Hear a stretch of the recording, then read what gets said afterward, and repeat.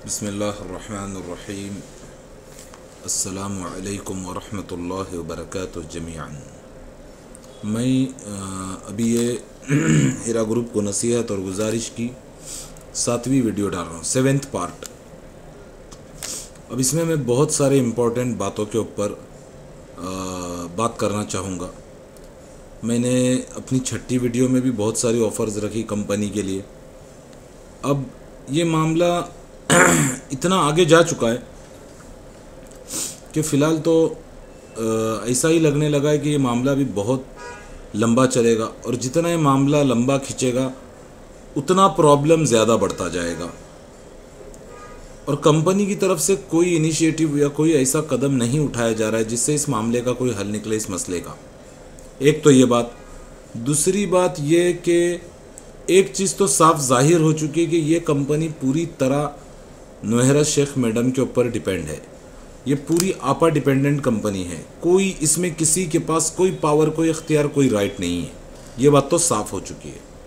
हालांकि ये चीज़ हमने पैसा डालते वक्त नहीं एक्सपेक्ट किया था। एक तो ये बात।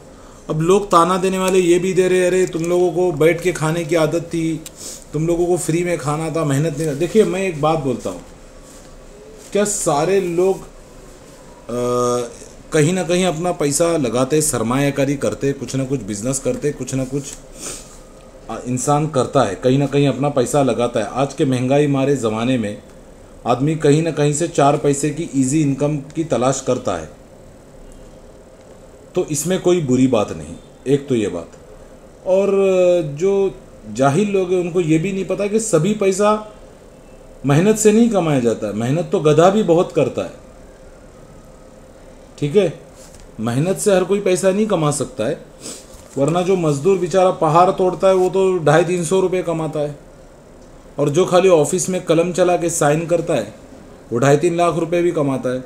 तो देखिए, ये जो ताने मारने वाले लोग हैं ना, यार आप लोगों ने पोंजी स्कीम में पैसे लगा दिए, नहीं ये कर दिए, वो कर दिए, ये सब बातें बेबुनियाद बातें, बेवकूफ़ों वाली बातें। लोगों को तो जैसे मौका मिल गया है हीरा ग्रुप के कस्टमरों को ताने देने का, या उनको और उनके ज़ख्मों पर नमक छिड़कने का। कोई भी इंसान कहीं ना कहीं यार अपना पैसा लगाता है, इसमें कोई बुरी बात नहीं है, इसमें कोई गलत चीज़ नहीं है। लोगों ने अपना पैसा कुछ अपने मसले मसाइल की वजह से, भाई एक आदमी अब उसकी बेचारे की 25-30 हज़ार रुपये या 20 हज़ार रुपये माहाना इनकम है। आजकल एजुकेशन हो गया, हर चीज़ में कितना खर्चा लगता है, कितना पैसा लगता है, तो इंसान शादी ब्याह में कितना खर्चा होता है, तो आदमी एक यार साइड की अगर इनकम ढूंढ रहा है तो इसमें क्या बुरी बात है, क्या गलत चीज़ है इसमें तो कोई गलत नहीं है। अब मैं आता हूँ हीरा ग्रुप की तरफ। नोहेरा शेख मैडम को ये चीज़ सोचनी चाहिए थी कि कितने लोग, गरीब लोग, मिडिल क्लास लोग उनके कंपनी के ऊपर अब डिपेंडेंट हो चुके थे, ठीक है।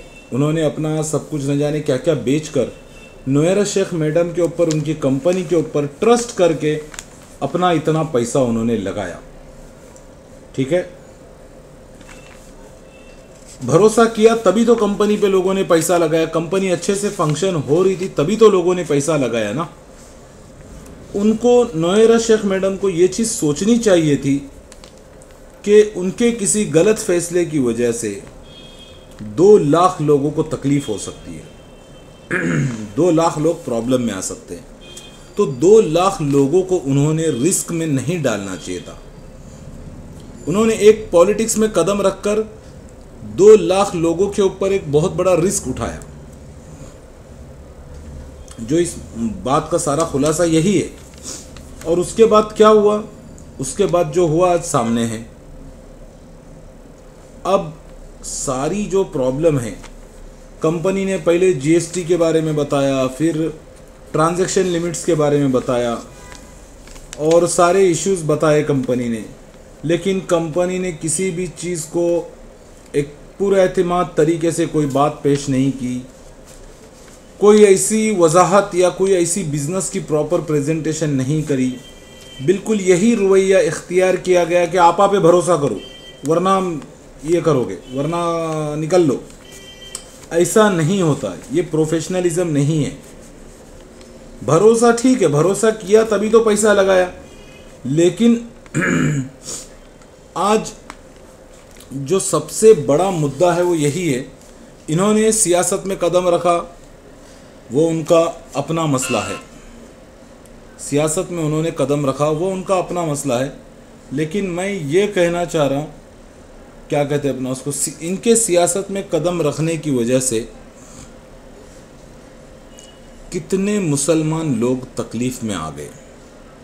इनके सियासत में कदम रखने की वजह से कितने आज मुसलमान लोग तकलीफ़ में हैं। जो लोग कंपनी की फेवर कर रहे, वो ये कह रहे सब्र करो सब्र करो सब्र करो। भाई ठीक है, सब्र, हम भी कंपनी की फेवर में, हमने भी कोई कंप्लेंट, कोई एफआईआर दर्ज नहीं कराई। हम भी कहीं इनके मुखालफिन के पास या प्रोपेगेंडा करने वालों के पास नहीं जाना चाहते और ना ही जाएंगे। लेकिन मैं ये कहता हूँ, आज इन तमाम चीज़ों का जो साइड इफ़ेक्ट है वो क्या हो गया वो भी सुन लीजिए।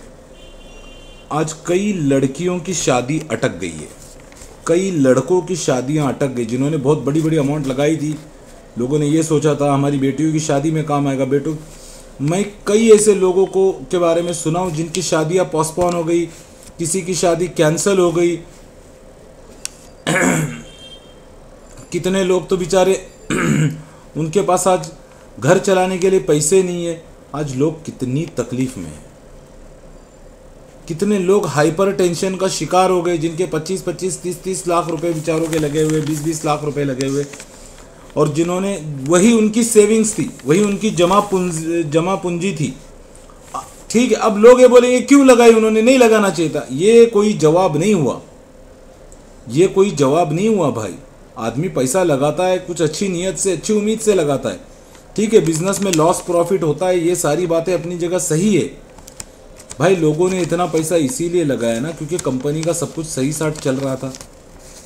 और कोई यानी जो इनके मुखालफिन ने तो कोई कंपनी को ये थोड़ी ना कि इनकी बिजनेस ने होने दिया या किसी को बोला इनसे माल मत खरीदो, इनसे ये, उन्होंने ठीक है, जो वो अपना मुखालफिन जो अपना काम कर रहे, जो सियासी मुखालफिन है इनके, वो सियासत खेल रहे, वो छोड़ दो, वो सियासत की हद तक है।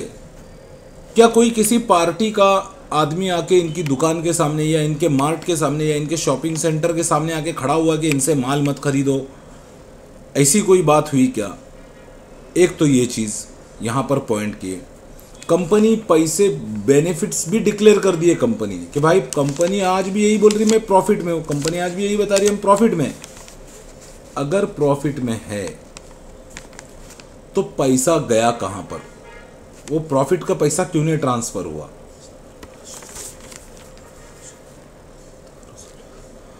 और अगर कंपनी ने प्रॉफिट का पैसा ट्रांसफर नहीं किया तो उसका रीजन वो लोग बता रहे ट्रांजैक्शन लिमिट्स। अगर ट्रांजैक्शन लिमिट्स इतना बड़ा इशू था तो कंपनी को उसके लिए कोई प्रिपरेशन करनी चाहिए थी, क्योंकि कंपनी को ये मालूम है कि ट्रांजैक्शन लिमिट्स की वजह से भाई एक मैं भरोसा कर लूँगा, 100 लोग भरोसा, सारे 2 लाख लोग कैसे भरोसा करेंगे इस बात पर? और ये सब कुछ हुआ इनके इलेक्शन में हारने के बाद। अगर ये इलेक्शन का मसला नहीं होता तो शायद बात इतनी ख़राब नहीं होती, लोग यकीन मान भी लेते कि हाँ भाई ट्रांजैक्शन लिमिट से प्रॉब्लम्स चल रही है। सबसे पहले मेन जड़ जो है मुश्किल की वो यही है कि 224 कैंडिडेट इन्होंने खड़े करे इलेक्शन में, नोएरा शेख मैडम ने, और सारे के सारे इनके कैंडिडेट्स हार गए इलेक्शन। तो इतनी बुरी तरह हारने के बाद ही ये प्रॉब्लम्स आए हैं, पेमेंट्स डिले हो गए, डिले होने के बाद फिर आना ही बंद हो गए। आज जो कुछ भी हो रहा है वो इसी का नतीजा है।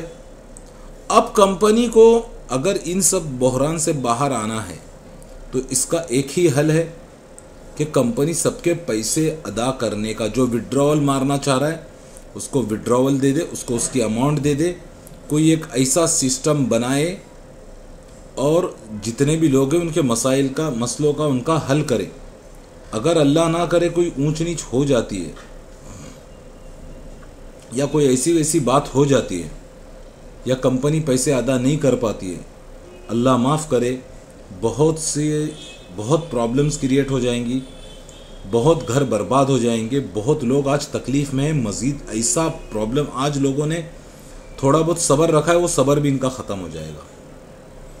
दूसरी बात, जो लोग, जो लॉयर्स या एडवोकेट बोलिए या जो भी बोलिए, जो सिर्फ कंपनी के ख़िलाफ़ प्रोपेगेंडा करने में लगे हुए हैं, वो ये प्रोपेगेंडा बंद कर दे। मैं किसी एक पर्टिकुलर लॉयर को नहीं बोल रहा हूँ, ऐसे काफ़ी सारे लॉयर्स हैं जो कंपनी के अगेंस्ट में प्रोपेगेंडा कर रहे हैं, या कोई पॉलिटिकल पार्टी के लोग भी हो। मैं किसी एक पर्टिकुलर इंसान का नाम नहीं लेना चाहता हूँ।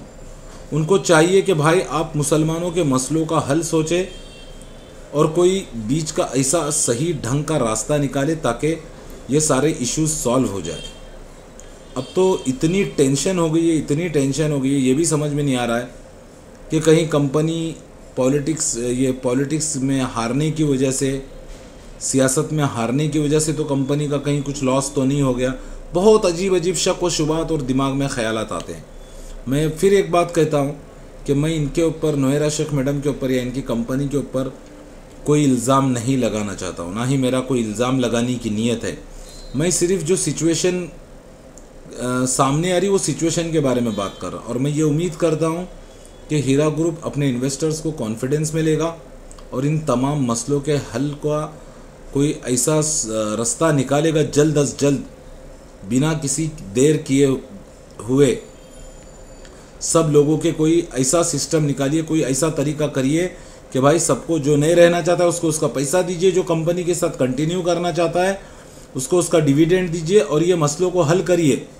और फिर भी अगर आप ट्रांजैक्शन लिमिट्स की जो बात कर रहे हैं, तो ट्रांजैक्शन लिमिट्स के लिए आप क्या कहते हैं उसको, कोई बैंक का सर्कुलर या मेमोरेंडम दिखाइए, कोई प्रूफ दिखाइए। बिना प्रूफ आपकी कोई बात मानने वाला नहीं है। जब तक आप कोई एविडेंस या सबूत नहीं दिखाओगे बैंक से, कोई आपकी बात मानने वाला नहीं है। खुदारा मेरी इन बातों पर मैं रिक्वेस्ट करता हूं कि आप लोग मेरी इन बातों पर अमल करेंगे और जल्द अज जल्द